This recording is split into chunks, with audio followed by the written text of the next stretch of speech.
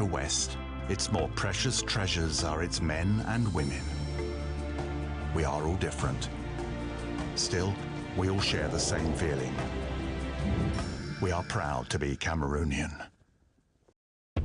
La Coupe du Monde, ça se passe sur Camdis TV avec votre nouveau quotidien au cœur du mondial. Au cœur du mondial, c'est le temps d'un match de football. Dès 10h sur la chaîne des Lions Indomptables. Actualité de la tanière, les équipes africaines au Qatar. Tous les scores, records, analyse de match, reportages dans les fan zones, les anecdotes du mondial. Avec l'équipe type de Camdis TV, déployée avant et pendant la compétition du 7 novembre au 18 décembre. Ce lundi 7 novembre entre 10h et 11h30. Annonceurs, saisissez des offres exceptionnelles et communiquez dans votre émission spéciale Au cœur du mondial sur la chaîne républicaine. Au cœur du mondial de lundi à vendredi 10h 11h30, mais aussi les plateaux spéciaux pour la retransmission des rencontres du Mondial Qatar 2022.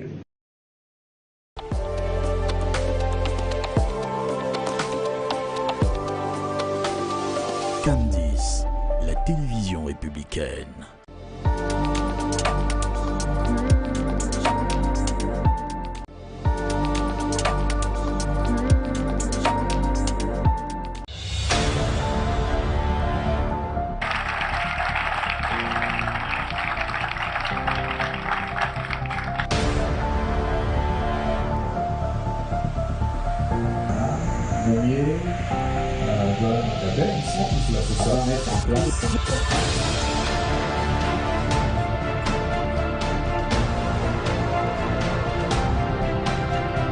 La France n'a pas de leçon à donner à qui que ce soit, et je pense que par rapport à il y a 20 ans, les démocraties libérales occidentales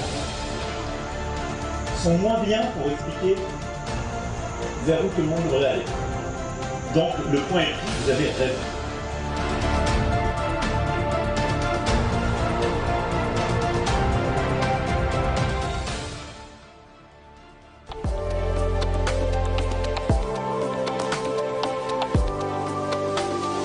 Camdis, la télévision républicaine. Le cinéma camerounais se met en scène sur la républicaine. Zakogla, l'une des pionnières de la comédie au féminin, raconte dans All Star l'histoire et les déboires du 7e art au 237. Quand vous convoquez certaines icônes du pays, surtout dans la comédie, je sais qui s'appelle, je préfère taire son nom. Il faut vous méfier. Pendant 52 minutes, Zak Desak revient sur sa vie, ses relations avec la jeune génération et le caractère bien trempé qui fait son identité. C'est pas parce que je suis Zakogla que je dois me permettre d'arriver n'importe où, n'importe comment quand je ne suis pas invitée. Moi j'ai trop honte. Le peur qu'on a dit là-bas que Zak a fait ci, Zak a fait ça. All Star, c'est une présentation de Chanel Messi à retrouver ce vendredi à 18h sur Camdis Télévision. J'aime bien, je vous aime aussi et j'exhorte à tous mes fans, pardon, il y a les télé, je vous invite à venir me regarder à Camdis. Il y a beaucoup de choses qui vont se passer à Camdis avec Zak Desak.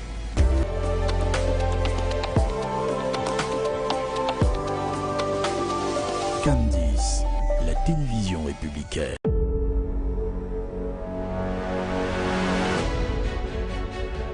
En Afrique, Dieu a créé un pays exceptionnel, le Cameroun. Une Afrique en miniature en raison de ses multiples ressources naturelles.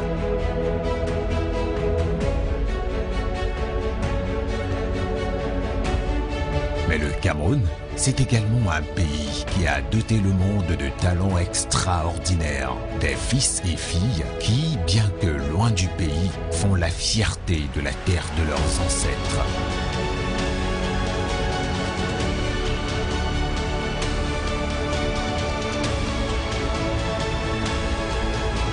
Ici ou ailleurs, dans les gènes de chaque Camerounais réside une détermination à réussir, une volonté inébranlable à briller, un fighting spirit des meilleurs et un esprit de vainqueur qui le pousse à travailler avec ardeur et à exceller dans chaque domaine, quels que soient les obstacles.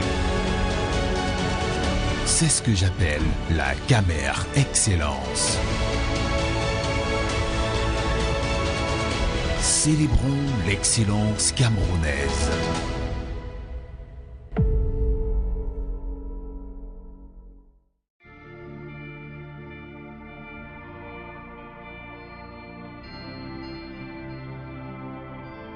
Our country is said to be the embodiment of Africa. Across the center, from north to south, from east to west, its more precious treasures are its men and women. We are all different. Still, we all share the same feeling. We are proud to be Cameroonian.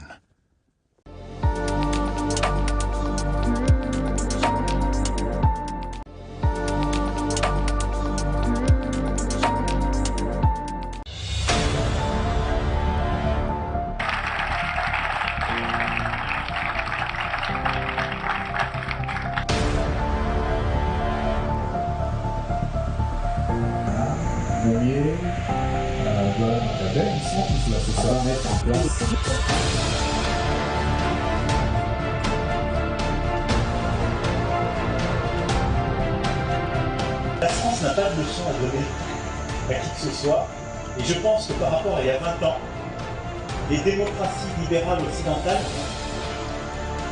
sont moins bien pour expliquer vers où tout le monde devrait aller. Donc le point est pris, vous avez raison.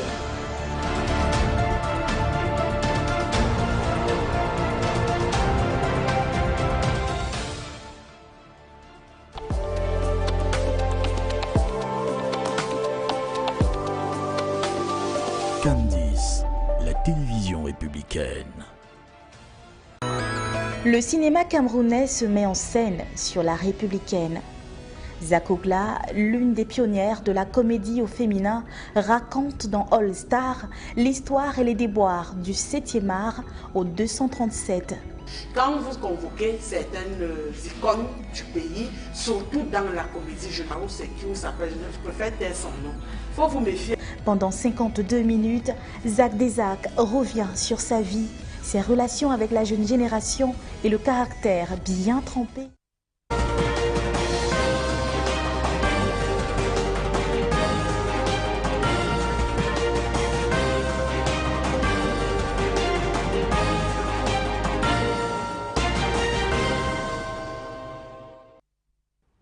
Good evening, dear viewers, and welcome to the 6 p.m. news on Camdice Television. We begin right away with our major stories.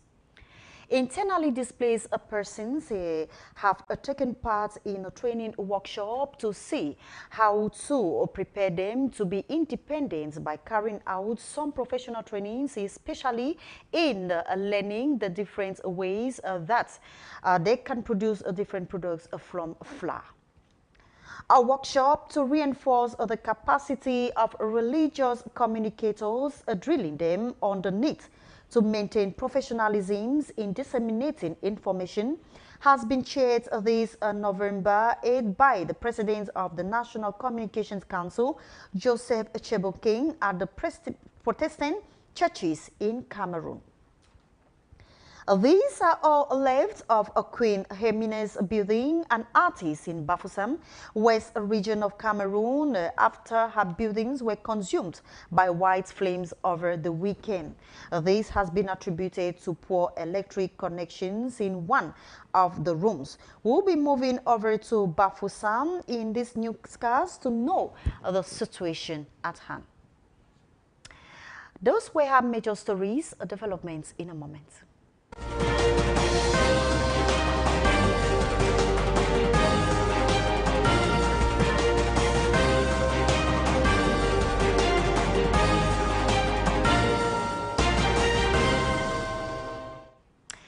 Thanks once more for joining us, viewers. Let's now move over to the southwest region, precisely in Limbe, where militants of the ruling CPDM party came together on Sunday, November 6, to commemorate 40 decades of His Excellency Apopia since his ascension to power on November 6, 1982. It was a colorful ceremony that was attended by party members, sympathizers, and also supporters of the party. We have details with Bertrand Tita. The grandiose celebration that began with a cross-country race involving youths of both sexes left a credible mark in the seaside city, Limbe. The celebration brought together thousands of militants of the ruling CPDM party, authorities of the division and patriots who converged to celebrate Paul Biya's Ruby Jubilee as head of state. His successes for 40 years are enormous and visible. Look at our country. I'm very focused on looking at our country, the stakes of our country, what we have in front of us as far as prospects for development are concerned.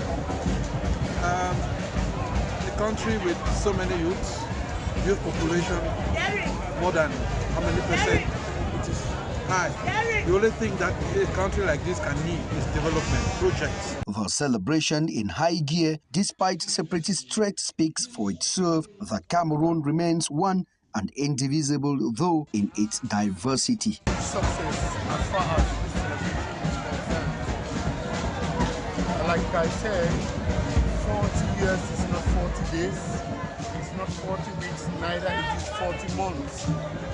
I think with the level of the achievement in FACO, there is evidence that the militants have to celebrate His Excellency President Paul Biya for his 40 years in power. The cutting of the anniversary cake in honor of the statesman who has carried the affairs of the state for 4 decades spiced the event. I am overwhelmed with the turnout of the population, because sometimes people will say the party has died, but it hasn't. I can say that everyone who have seen, except the witch, who will say that it wasn't a success. Paul Biya's New Deal government and his principles of rigor, moralization and social justice has earned him the title, the great architect of development and Cameroon's emergence geared for 2035. Attestations were dished out to some youths of the division who participated in the workshop for peace and development. Meanwhile, trophies, cash prizes and gifts were given to youth who participated in the marathon race. Worthy of note is, Limbe has been peaceful despite threats and uncivil actions put up by some unscrupulous citizens for 6 years running.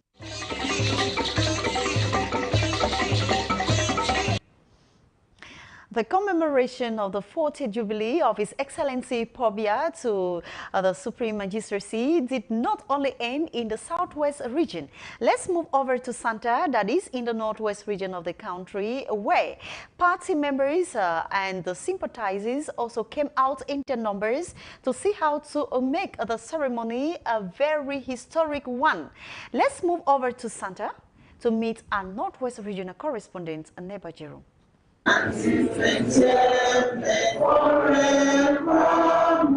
The celebration at the Santa Council Hall was a moment for the militants of the ruling CPDM party to review the milestone covered in the context of the New Deal government. They unanimously agreed that President Paul Biya in the economic, political, social and cultural has held them in high esteem.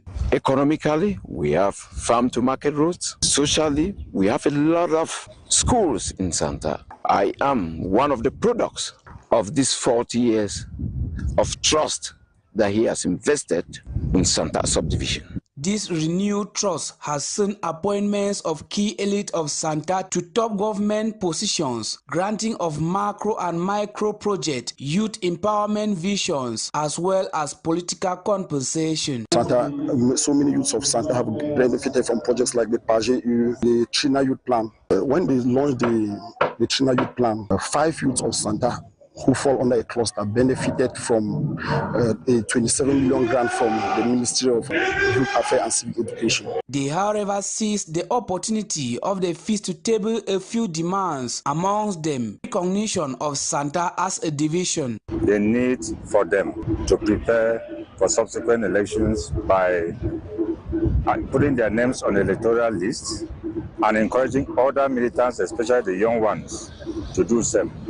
It is equally an occasion for me to remind them, to reiterate the need for us to galvanize our energy for the development of this area.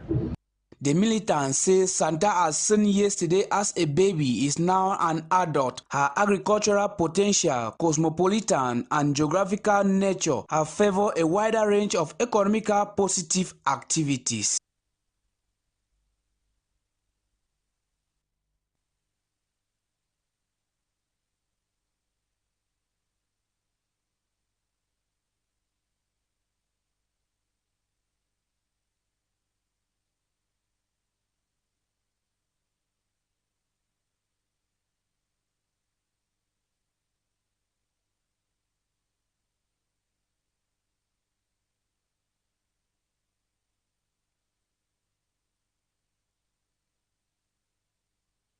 Considered to play a leading aspect in sustaining peace in the country, the church and religious media is seen to have a major role in public opinion and influence towards restoring peace. It is in this light that a seminar to strengthen the capacities of religious communicators in fostering peace during time of crisis has taken place this November 8th under the auspices of the National Communication Council.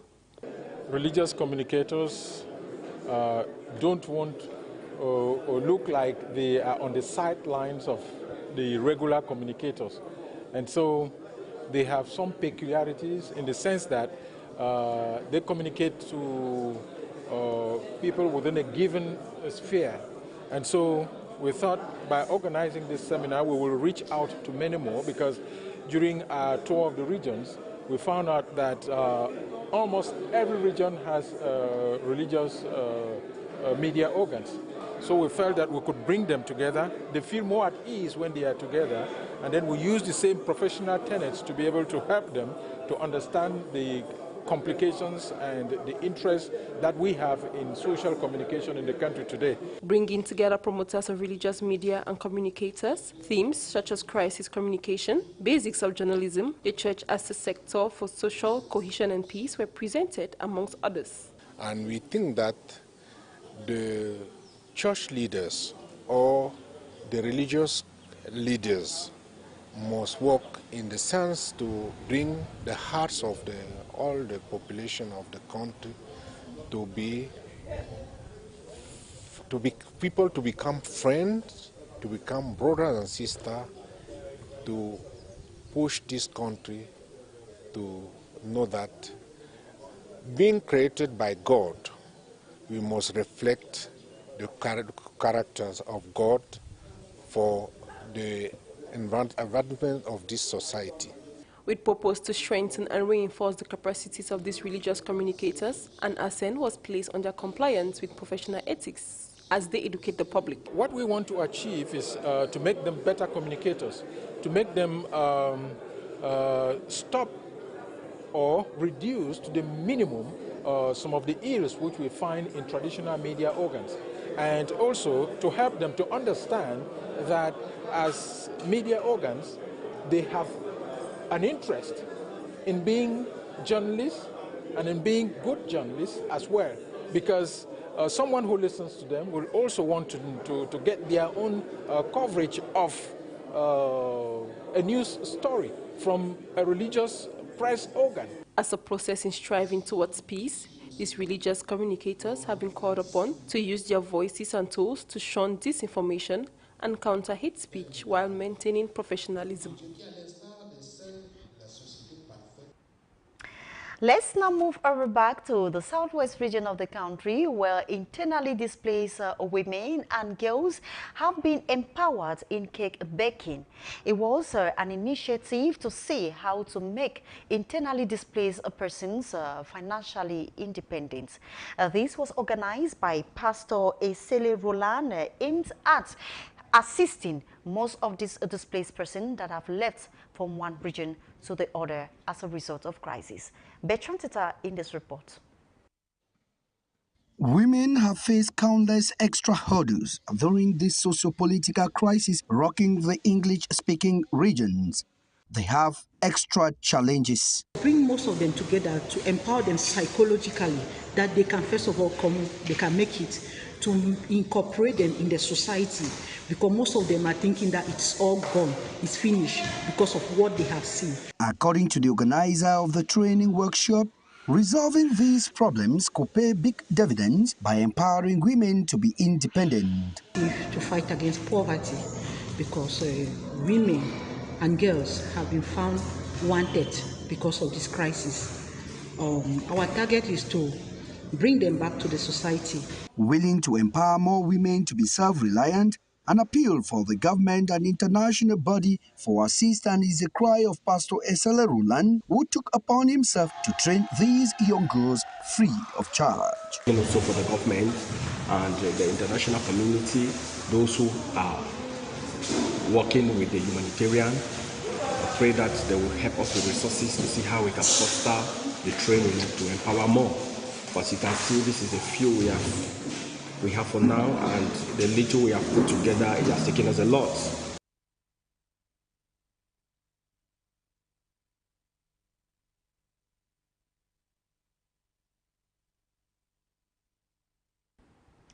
We are very sorry. We're going to be bringing you more developments in that training that internally displaced women and girls underwent in the Buea, chief town of the southwest region of the country. Let's now move over to Bafoussam, chief town of the west region of the country, where an artist known by Queen Hermina is in tears after her 2 buildings were ravaged by white flames over the weekend. According to her, the fire outbreak was as a result of poor connections linking to a circuit in one of her rooms. Despite the presence of some neighbors and also family members, the fire was quite very hot and high in such a way that they could not put out the fire on time, and everything got consumed in her buildings. Let's have details in this report.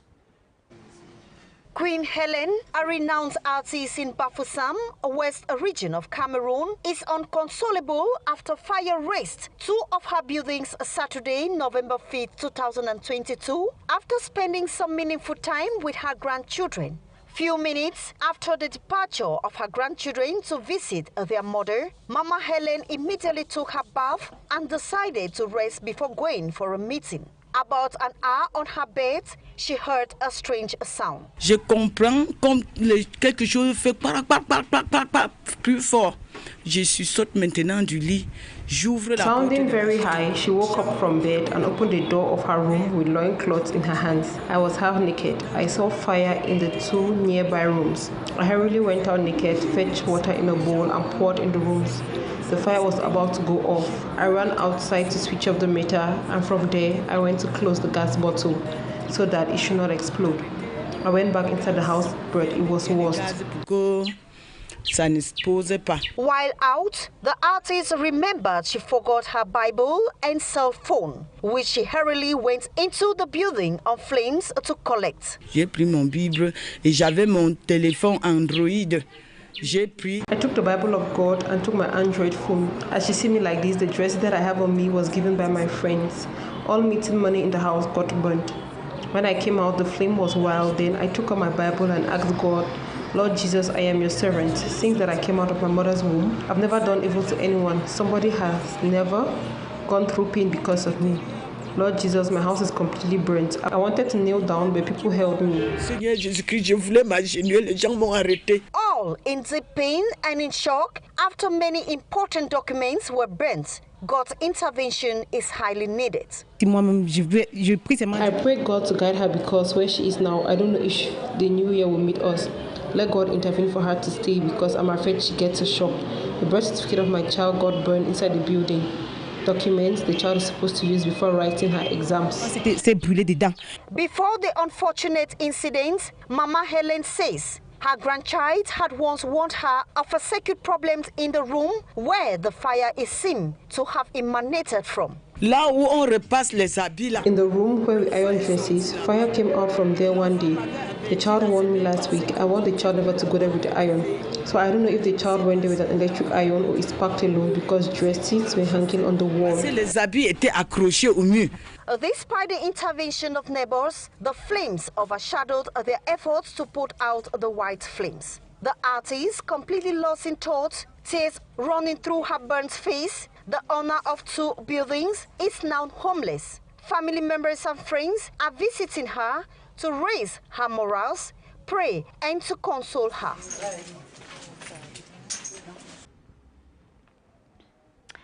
We now move out of the country. African leaders taking part in the COP27 summit in Egypt have all gathered their voices calling on the international or developed countries to see how to join hands and assist Africa in fighting against climate change. We have these and other stories with Ghislaine Afo. Seychelles President Wavel Ramkalawan has praised the UN Climate Conference for including the key issue of loss and damage on its agenda at the ongoing UN climate talks in Egypt. The loss and damage project agenda is one which is very important amongst the small island states. The idea that rich countries should financially support poorer states at the front lines of climate change effects, known as loss and damage, has been a central priority for island nations for the past 30 years. He also announced that from next year, the Seychelles will protect 100% of its mangrove forests and the seagrass meadows, which are vital for species generation and carbon capture. Speaking at the same event was Botswana President, who said that nations are racing against time to address adaptation to climate change. The President acknowledged the challenge to adapt to climate change while developing economies to be able to sustain the momentum of growth. On the sidelines of the ongoing COP27 climate summit in Egypt, the Presidents of the United Arab Emirates and Egypt witnessed the signing of an agreement this Tuesday to develop one of the world's largest onshore wind projects in Egypt. Senegal's Coordination of Press Association is demanding the unconditional release of journalist Pape Alé Niang, who was arrested over the weekend. He was detained by police over allegations that he distributed information the authorities say is liable to harm national security. The journalist, who runs the website Dakar Matin, which is critical of the government, his lawyers say was arrested on Sunday and detained at the Central Police Station in Dakar over 3 alleged infractions. That is, having brought to the public's attention information whose disclosure is liable to harm the national defense, and of acts and maneuver liable to compromise public security and cause trouble.